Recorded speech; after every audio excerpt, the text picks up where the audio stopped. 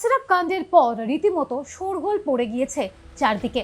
এবার এই বিষয়ে হস্তক্ষেপ করল ওয়ার্ল্ড হেলথ অর্গানাইজেশন বা হু। মোট 3টি কাপ সিরাপকে নিষিদ্ধ বলা হলো, মোট 3টি কাপ সিরাপকে কার্যত ব্যান করে দেওয়া হলো হুয়ের তরফে। এবং এই 3টি কাপ সিরাপকে নিয়ে বিশ্বব্যাপী সতর্কতাও জারি করা হলো হুয়ের তরফে। এই 3টি ব্যান হয়ে যাওয়া কাপ সিরাপ হলো কোল্ড রিফ, রেসপি ফ্রেশ টিয়ার এবং রিলাইফ।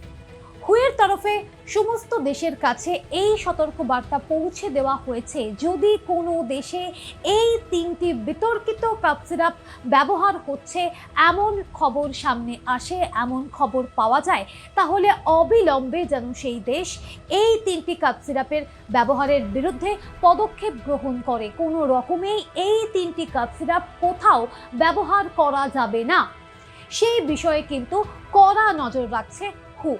এর পাশাপাশি আরও যেরকমটা বলা হয়েছে যে এই 3টি বিতর্কিত ব্যান হয়ে যাওয়া কাপ সিরাপের নির্দিষ্ট কিছু ব্যাচে দূষিত কিছু পদার্থের সন্ধান মিলেছে, সেই সমস্ত ব্যাচ নাম্বারও বিশ্বব্যাপী ছড়িয়ে দেওয়া হয়েছে।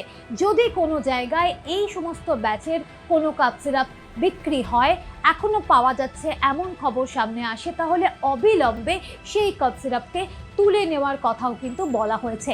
তাই সব মিলিয়ে কাপ সিরাপকে কেন্দ্র করে যে আতঙ্ক তৈরি হয়েছিল তা যে এখনো পর্যন্ত অব্যাহত রইল, এমনটা কিন্তু বলাই যায়।